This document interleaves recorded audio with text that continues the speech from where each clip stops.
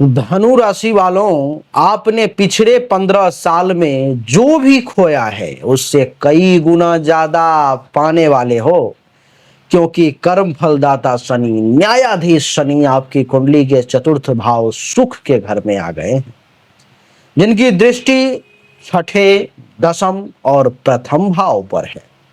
इनके क्या क्या सकारात्मक परिणाम होंगे, क्या क्या पाने वाले हो वो बताऊंगा, क्या नुकसान हो सकता है, किस चीज पर ध्यान देना है वो भी मैं आपको बताऊंगा।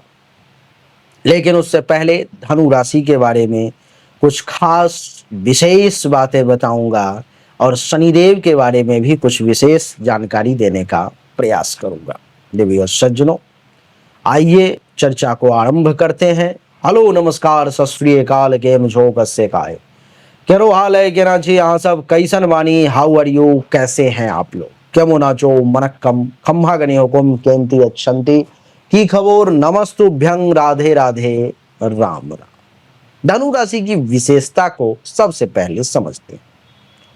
धनु राशि अग्नि तत्व की राशि है, जिसके कारण से तेज, ऊर्जावान और स्वतंत्र स्वभाव धनु राशि में देखने को आपको मिलेगा। देवी और सज्जनों, स्वामी जो है धनु राशि की, वो देवगुरु बृहस्पति हैं, जो ज्ञान, धर्म, भाग्य और नैतिकता का मूल रूप से कारक माने जाते हैं।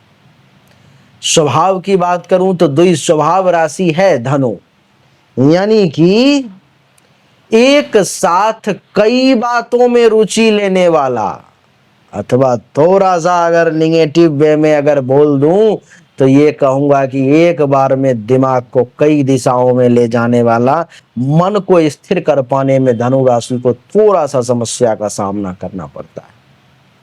मूलभूत गुण क्या है इनके? ये साहसी होते हैं, यात्रा प्रिय होते हैं धनु राशि के लोग, आध्यात्मिक भी होते हैं, कभी कभी दार्शनिक सोच के, फिलोसफिकल सोच के भी बन जाते हैं ये धनु राशि के लोग। कर्म और धर्म का संतुलन साधने वाले होते हैं धनु राशि के लोग। धनु राशि अपने आप में एक विशेष राशि है। धर्म का बैलेंस अगर बना हुआ है तो कर्म का बैलेंस भी बना हुआ है।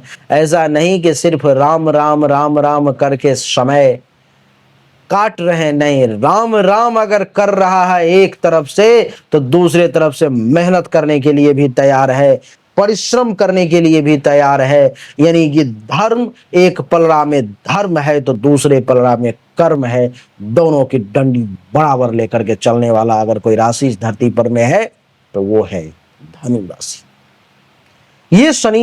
ये धनु राशि के बारे में कुछ खास बातें मैंने आपको बताई। आप ही को अब कमेंट करके बताना है कि हमने जो बातें बताई है वो सही है या गलत। शनिदेव के बारे में दो चार बातें जान लेते हैं। देवी और सज्जनों, कर्म फलदाता की उपाधि शनिदेव को दी गई है। प्रत्येक व्यक्ति को उसके कर्म के अनुसार ही फल देते हैं शनिदेव। कभी भी शनि से डरने की जरूरत नहीं है, क्योंकि शनि आपको अपने तरफ से कभी कुछ नहीं देंगे। आपने जो अच्छे और बुरे कर्म किए हैं, समय से उसी का परिणाम आपको वो देंगे। देवी और सज्जनों, अनुशासन, संयम, न्याय और जिम्मेदारी के प्रतीक होते हैं शनिदेव। कोई व्यक्ति अगर बहुत अनुशासित रहता है, संयमित रहता है, न्याय के पक्ष में रहता है और जिम्मेदारी के साथ कोई काम को करता है, तो आप समझ जाए कि इस पर में शनिदेव की विशेष कृपा जो है सो है। व्यक्ति की परीक्षा लेते हैं शनिदेव, लेकिन अंत में जब शनि जाने लगता है तो उस व्यक्ति को आकाश पे चढ़ा के जाते हैं, यानी कि उत्थान दे करके ही जाते हैं। शनि जब अंतिम चरण में होते हैं, चाहे 7.5 का हो, ढैया का हो, महादशा का हो, अंतरदशा का हो, कोई भी शनि का पीरियड अगर है, गोचर का हो, तो अंतिम चरण में उस व्यक्ति का वो उत्थान जरूर करते हैं। ऐसा आपको समझना चाहिए।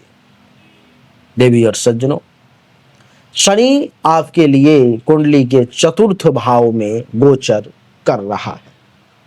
चौथा भाव जो है सो घर का होता है, माता का, सुख का, वाहन का, संपत्ति का। किसी भी व्यक्ति को अगर ये जानना है कि वो घर कितना बढ़िया बना पाएगा, कितने जगह पे घर होंगे उसके, एक या एक से अधिक, तो चौथा भाव देखा जाता है। सुख उसे कितना मिलेगा, गाड़ी कितनी बड़ी लेगा, संपत्ति कितना बनाएगा, इन सब पर जब विचार करना हो कुंडली में ज्योतिष के विद्यार्थियों, तो ये जान लो कि चौथे भाव का ही गहन अध्ययन किया जाता है। तीसरी दृष्टि छठे भाव पर, जो रोग, ऋण, शत्रु का भाव है। सप्तम दृष्टि दसम भाव पर, जो कर्म और कैरियर का भाव है। दसम दृष्टि प्रथम भाव पर, जो स्वभाव, शरीर और जीवन दृष्टि का भाव है।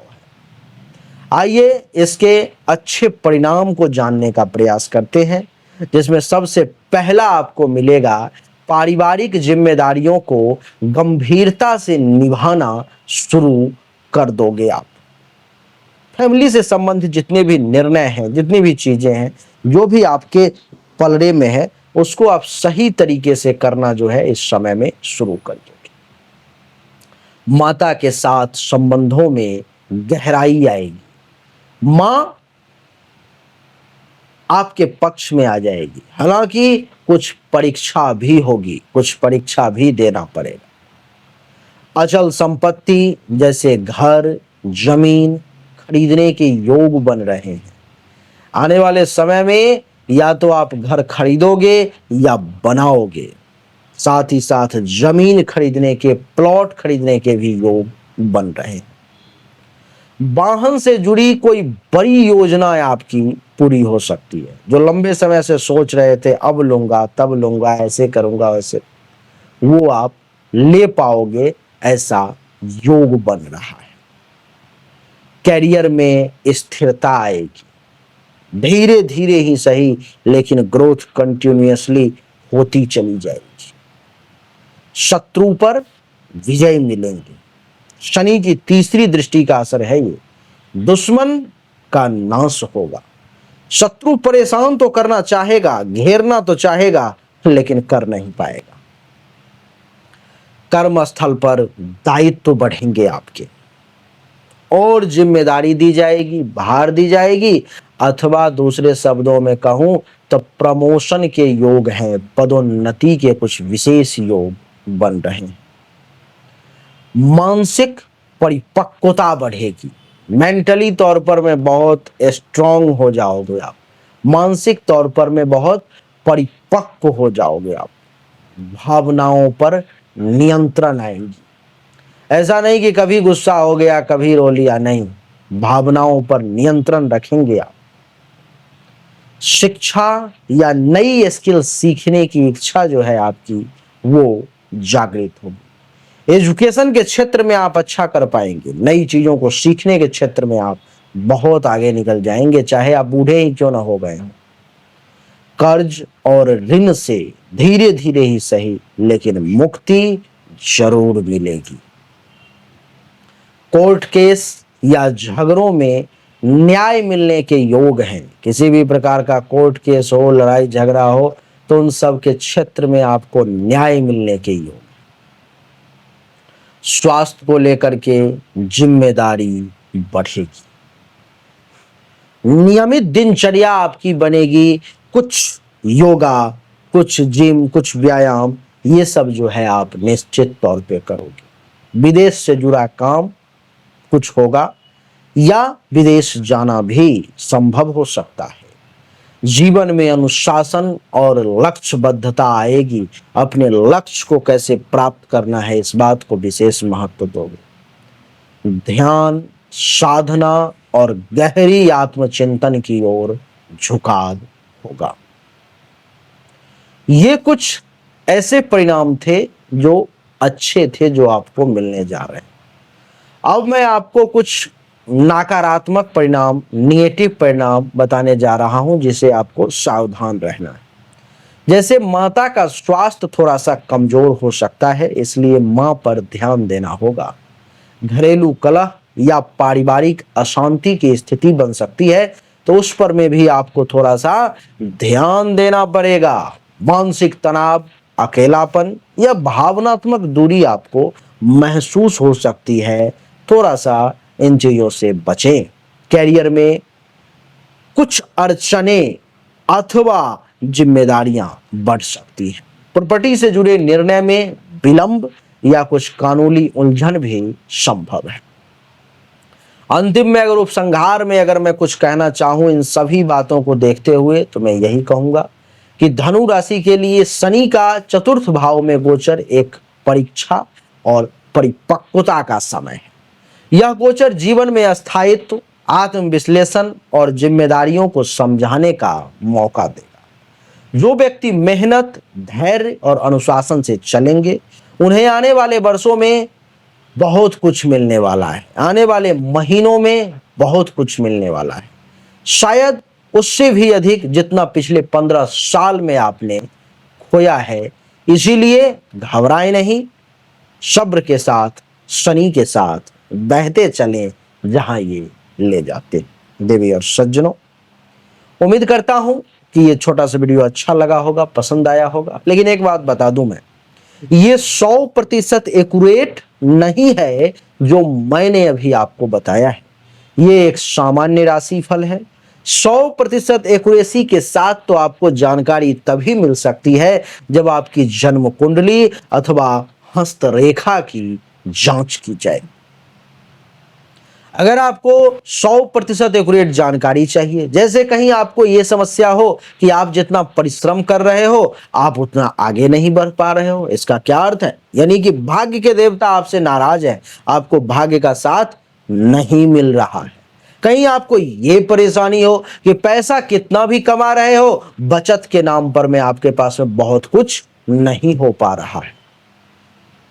आपको यह पता करना होगा कि कहीं बैंक बैलेंस के देवता तो नाराज नहीं, आपके कुंडली में जो ग्रह आपके जमा पूंजी के मालिक हैं वो तो नाराज नहीं। पता करना होगा कौन सा रत्न धारण करना है अथवा कौन से मंत्र का जाप करना है या कौन सा उपाय करना है जिससे आपको सुरक्षा प्रदान हो, जिससे आप आगे बढ़ सको। तो इसके लिए सामने दिए गए नंबर पर में आप मैसेज करें, अपनी डिटेल भेजें, जो शुल्क है जमा करें और जानकारी प्राप्त करें। अच्छा लगा तो वीडियो को लाइक करें, शेयर करें, चैनल को सब्सक्राइब करके इसके बेल आइकन के बटन को दबाएं। आप सभी का एक बार पुनः बहुत बहुत धन्यवाद। Thank you so much. जय हिंद, वंदे मातरम। बोलिए राधे राधे, राम।